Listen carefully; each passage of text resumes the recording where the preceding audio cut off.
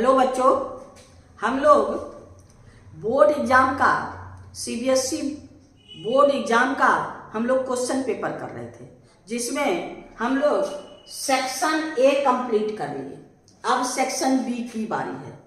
ये आपका short type question है। तो देखिए, सेक्शन बी में क्वेश्चन नंबर 1 to 20 कंप्लीट किए। अब 21 से सेक्शन बी में है। तो आइए सेक्शन बी में देखिए मेरे पास क्या है। कहता है 21, क्वेश्चन नंबर 21 कहता है the coordinate of the end point of a line A B कोई लाइन है, आपका इसका एंड पॉइंट का कोऑर्डिनेट ए है -2 एंड बी है आपके पास 2 and -4 is the point on A B. कहता है कोई the coordinate of the end point of a line segment A and B. P is point on A B. P कोई A B पर point है जिसका कोऑर्डिनेट हम लोग को एक्स वाई है, सच दैट कैसा आपको B P equal to 4/7 A B. 4/7 ऐसा पॉइंट है जो इसको वेरीफाई करता है, यानी BP equal to 4/7 A B. तो हमको पी का कोऑर्डिनेट मांग रहा है। पी का कोऑर्डिनेट क्या है? तो पहले शिक्षा सेक्शन फॉर्मूला लगाएंगे। यहां पर क्या है, आपके पास BP by A B is equal to 4/7। हमारे पास क्या है कि दोनों सेक्शन का यानी एपी और बीपी का रेशियो चाहिए। हमारे पास क्या है, बीपी और एबी का। इस दोनों से हम एपी और बीपी का रेशियो निकाल लेते हैं। BP ratio AB equal to 4/7। तो बीपी इज इक्वल टू 4 और एबी इज इक्वल टू आपका क्या हो गया 7 के। वाह, तो ये कितना के हो गया, ये हो गया आपका 4 के। अब पूरा है 7 के।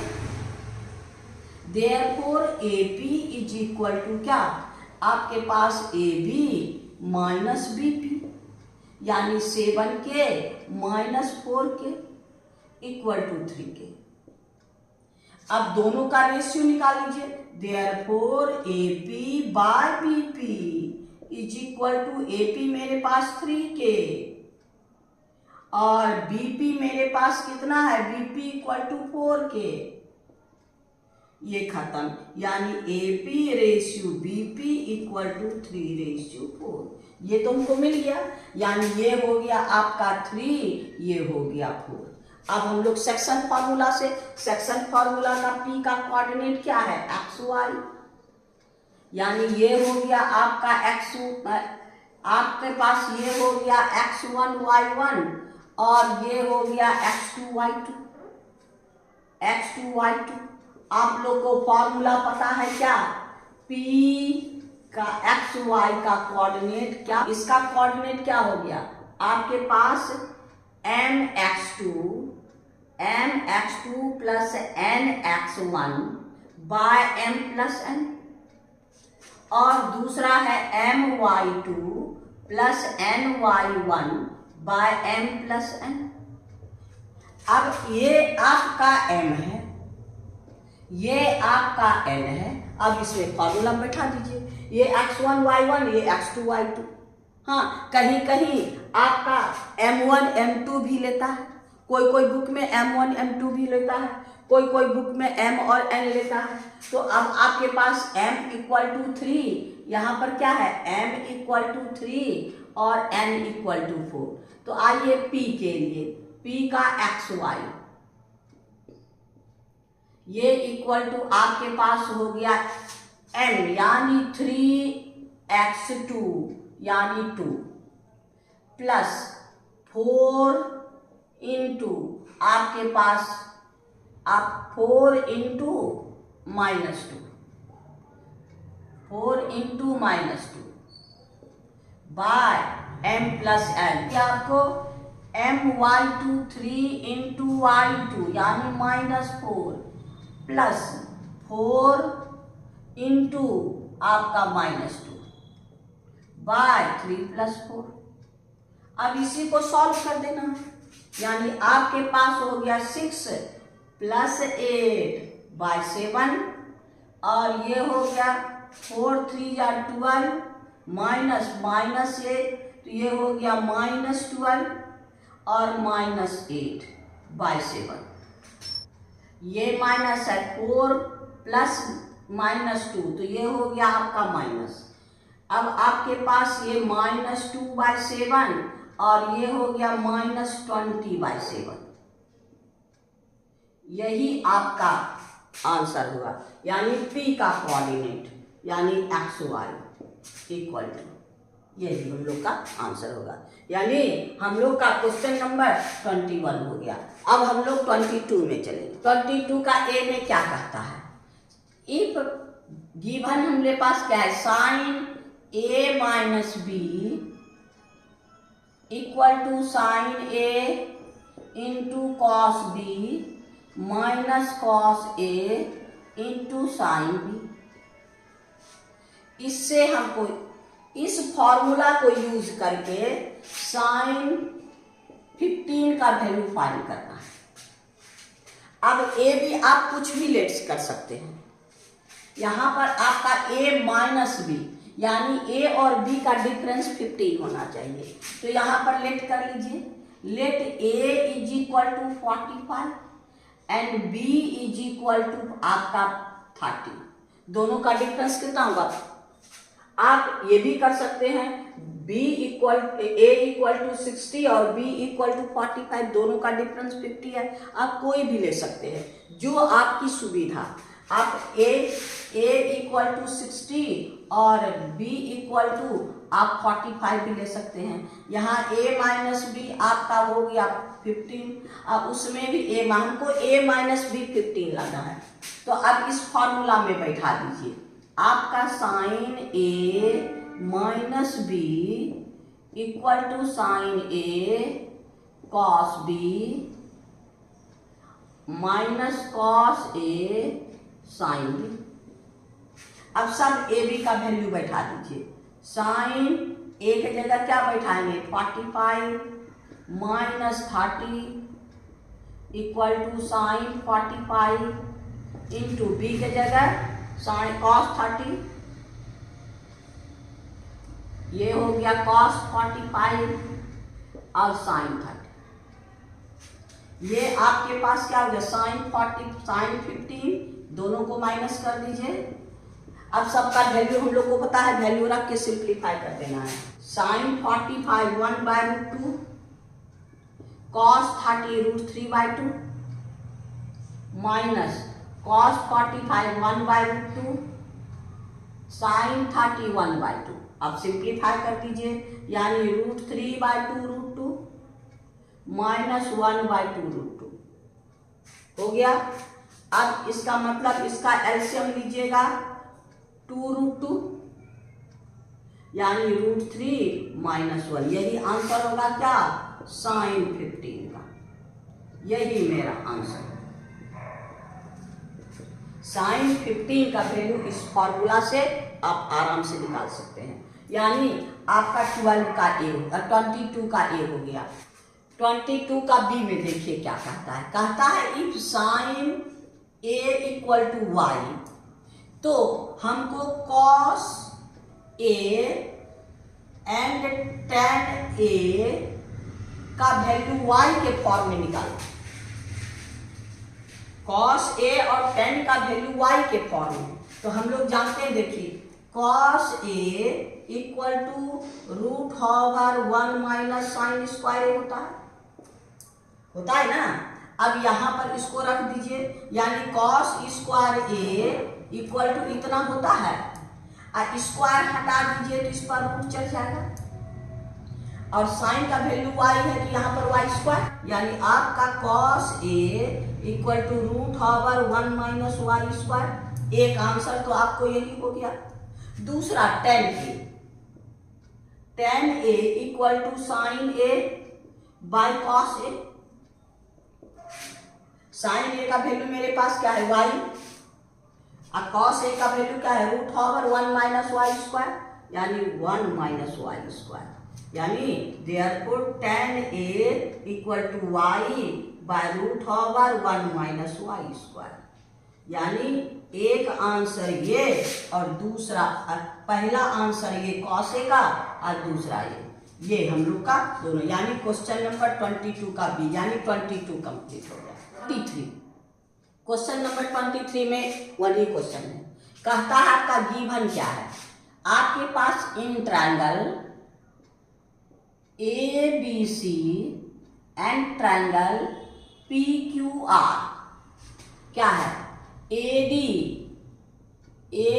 And PS are altitude such that के पास है triangle ABD similar triangle PQS and triangle ACD similar triangle PRS। ये आपके पास गिवन है, ये गिवन है। और प्रूफ क्या करना है, triangle ABC similar triangle PQR। अब इसका फिगर बना के देखिए, आपके पास है क्या, देखिए ये है ABC, ये है आपका ABC AD, और आपका दूसरा है आपके पास PQR, ये है आपका PS।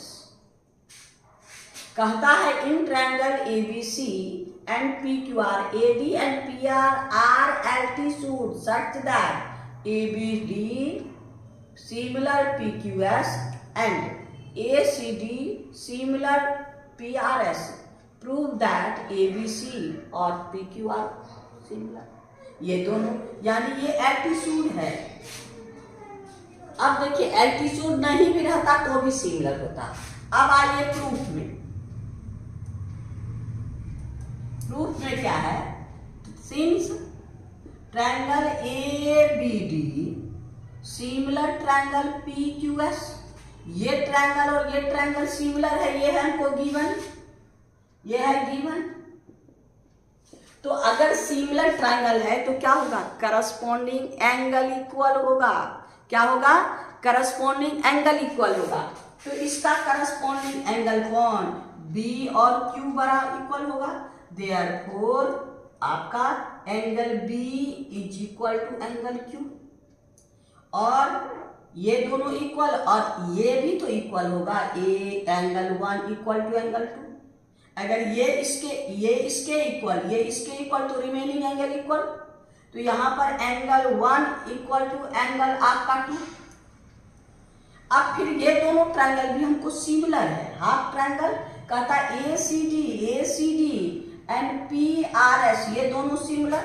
Since triangle ACD triangle PRS ये दोनों सिमिलर है, तब इसमें क्या होगा, एंगल C और angle R equal, angle C equal to angle R होगा ना। और इधर वाला ले लीजिए 2, इधर वाला ये हो गया आपका 3, ये इधर वाला 3 A4, तो ये इधर इसके इक्वल, यानी एंगल आपका 3 इक्वल टू एंगल 4। अब आइए since angle 1 equal to angle 2, angle 3 equal to angle 4, therefore angle 1 plus angle 3 equal to angle 2 plus angle 4। तो ये हुए angle 1 plus angle A is equal to angle 3 हो गया। अब ये दोनों ट्रायंगल को हम लोग सिमिलर करेंगे। इन triangle ABC and triangle PQR में क्या क्या आपका अभी तुरंत प्रूव किए, A equal to P, angle A is equal to angle P, और यहां पर क्या है, B equal to Q, angle B equal to angle Q।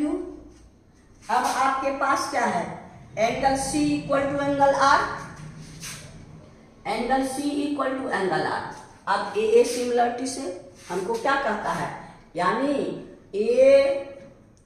A B C और P Q R, A B C और P Q are, तो ये हुआ देयरफॉर बाय ए सिमिलरिटी क्या होगा, triangle A B C similar triangle P Q R. यही prove करना है हमको। अगर एल्टीट्यूड नहीं भी रहता, हमको ये कंडीशन दिया है, कौन कौन, ये सिमिलर और ये सिमिलर, तो हम आराम से बना सकते थे। यानी क्वेश्चन नंबर 23। आइए क्वेश्चन नंबर हम लोग का 24 में आए। देखिए क्वेश्चन क्या कहता है, from A pack 52 card, total card कितना है, टोटल है आपको 52 कार्ड। क्योंकि हम लोग ताश देखे ना, ताश का पत्ती यानी हर 4 वेराइटी का होता है, हर 4 वेराइटी में प्रत्येक में 13 होता है, 13 4 जा 52, तो ये 52 हो गया। अब इसमें कहता है ऑल एज, एज मतलब एक नंबर वाला, ऑल एज यानी number of ace equal to 4। कहता है all king, number of kings equal to 4।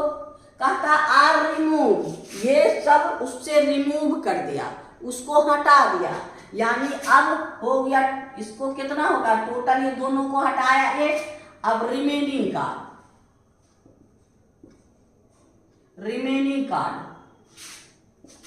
52 में 8 माइनस कर दीजिए, 52 में 8 माइनस कर दीजिएगा, कितना हो गया, तो आपके पास 44।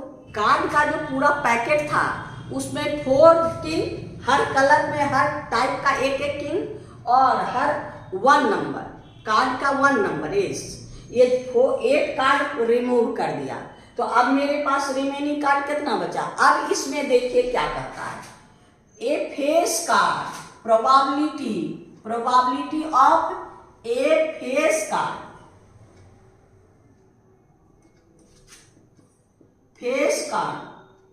फेस कार्ड कितना बचा, फेस कार्ड कितना होता है 12, 3 3 आपका 3 3 हर में, तो 3 में 1 खत्म हो गया, किंग को निकाल दिए, तो 2 फेस कार्ड कहता है 2 फेस कार्ड 2, तो इसमें और 2 3 जा 2 4 जा 8, यानी हर में 2 2 मेरे पास बचा है, तो यहाँ पर 8 बाय टोटल यानी 44 मेरे पास रिमाइंडर है। 12 फेस कार्ड में 4 फेस कार्ड निकल गया, अब हमको 8 फेस कार्ड बच गया, तो अब इसको क्या हो गया, 8 2 4 2 जा 4 11 जा, यानी 12 बाई 11, यही एक आंसर होगा। कहता है ना a face card, find the probability that a face card.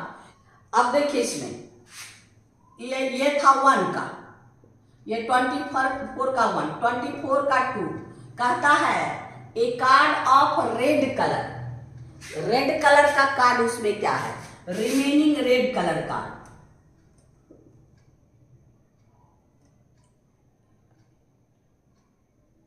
Remaining red colour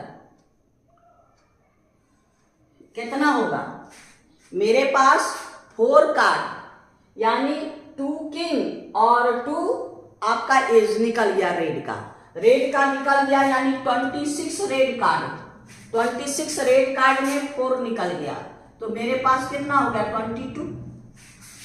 her variety के कार्ड में 13 कार्ड होता है, तो आपका रेड में 2 वेराइटी 13 2 जा 26, अब 26 में हर वेराइटी में 2 कार्ड निकल गया, किंग एंड एज 4, तो 26 में 4 इतना। अब probability of red card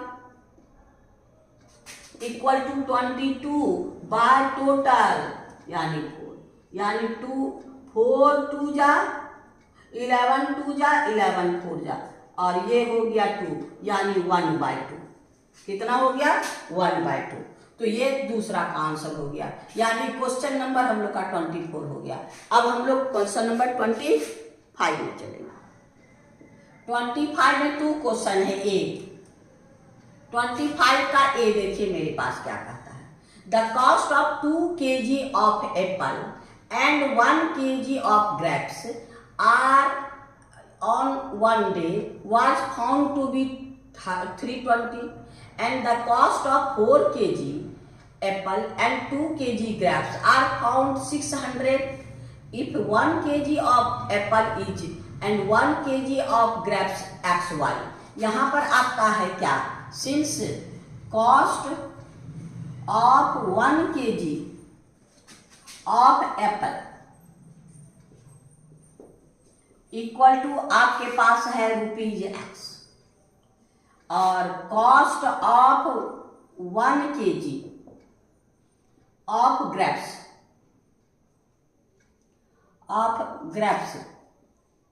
equal to ₹y, ये है ₹x। अब इक्वेशन बनाइए। कहता है कॉस्ट ऑफ 2 kg एप्पल यानी 2x 1 kg grapes y is equal to 320। अब फिर दूसरा क्वेश्चन कहता है क्या, 4 kg एप्पल यानी 4x और 2 kg grapes 2y is equal to 600।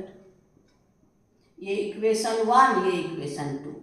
अब कहता है इसमें क्या, check whether the system obtained is consistent और नॉट। कंसिस्टेंट 3 तरह का होता है। ये है लीनियर इक्वेशन, ये है लीनियर इक्वेशन यानी लाइन का इक्वेशन, यानी अगर 2 लाइन पैरेलल है तब इसको इनकंसिस्टेंट कहते हैं। क्या, इनकंसिस्टेंट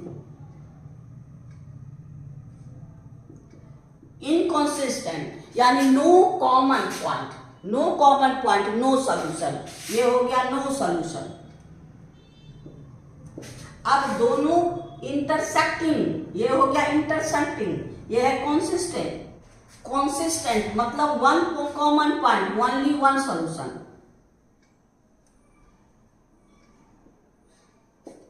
और है 2 एक के पर एक यानी कॉन्साइड यानी इनफाइनाइट सॉल्यूशन।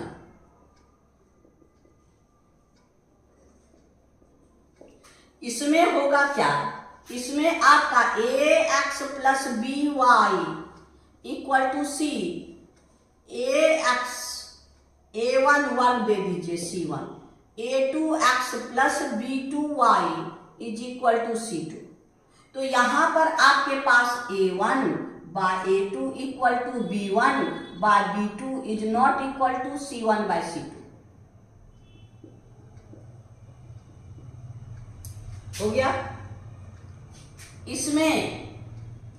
इसमें आपके लिए a1 by a2 is not equal to b1 by b2, तभी इसका सॉल्यूशन होगा। इसमें तीनों equal, a1 by a2 equal to b1 by b2 equal to c1 by c2। Solution सिर्फ इसका ओनली 1 सॉल्यूशन का, ये है आपका इनकंसिस्टेंट, ये है कंसिस्टेंट। अब इसमें हमको कहता है क्या कि इसमें क्वेश्चन में आपका कहता है सिस्टम ऑब्टेन कंसिस्टेंट और नॉट।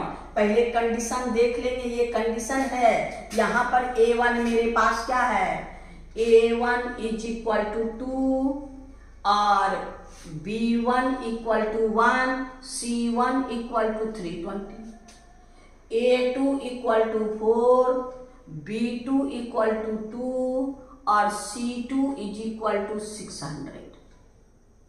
तो a1 बाय a2 क्या हो गया आपका 2/4 यानी 1/2 और b1 बाय b2 क्या हो गया आपका 1/2, दोनों है। तो ये तो दोनों इक्वल हो गया।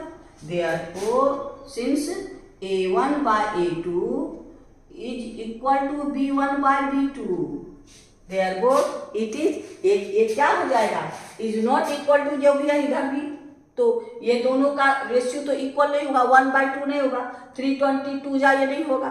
लेकिन ये क्या हो जाएगा, ये आपके पास कंसिस्टेंट नहीं होगा। देयरफॉर ये हो गया is not equal to C1/C2, therefore it is inconsistent, not consistent।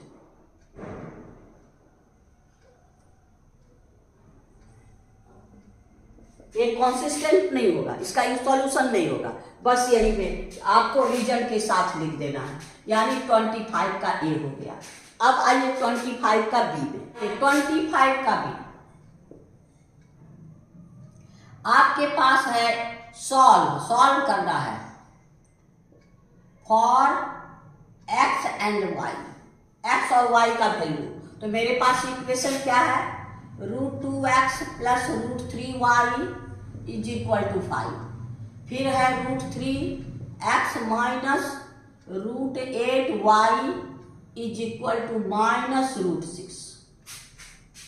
Equation 1, equation 2। अब इसको सॉल्व करना है। यहाँ √2 है, यहाँ √3 है, तो हम लोग क्या करेंगे, इसको मल्टीप्लाई कीजिए √3 से और इसको मल्टीप्लाई कीजिए √2 से, यानी हो गया आपको क्या, equation 1 into √3 minus equation 2 into √2, √2 into √3 √6x plus √3 into √3 3y equal to √5 into √3 5√3। ये इक्वेशन 1 का √2 से मल्टीप्लाई कीजिए, ये √6x माइनस ये भी √2 ये भी रूट है √16y इज इक्वल टू, अब इसको मल्टीप्लाई कर दीजिए माइनस √12। इक्वेशन 2 साइन, ये भी पॉजिटिव ये भी साइन चेंज कर दीजिए। अब ये दोनों कैंसिल, अब ये क्या हो गया प्लस 3y 16 का square root 4 plus 4y is equal to 5√3 और ये हो गया प्लस 12 √12 यानी 4 3 या 12 यानी 2√2 2√3। ये हो गया आपको 7y और ये हो गया 7√3, 7 cancel, y equal to √3, y का वैल्यू निकल गया। अब y का वैल्यू हम किसी एक में पुट करेंगे, putting y equal to √3 in equation 1। अब आइए आपका √2x plus √3y is equal to 5। हम लोग y की जगह क्या रखेंगे, √3, √3 इंटू √3 3, तो ये हो गया √2x plus 3 is equal to 5। इसको इधर भेज दीजिए, √2x इक्वल टू 5 माइनस 3 यानी 2, x इक्वल टू 2/√2। √2 इंटू √2 2 होता है, इसको कैंसिल कर दीजिए √2 यानी हमको बच गया √2, x इक्वल टू √2। इसका मतलब आपका हो गया देयरफॉर x इक्वल टू √2 और y इक्वल टू √3। यही मेरा आंसर हो गया, यानी क्वेश्चन नंबर बी का कंप्लीट, यानी क्वेश्चन नंबर 25 कंप्लीट हो गया। इसका मतलब सेक्शन बी कंप्लीट हो गया। क्या हो गया हम लोग का, सेक्शन बी कंप्लीट हो गया।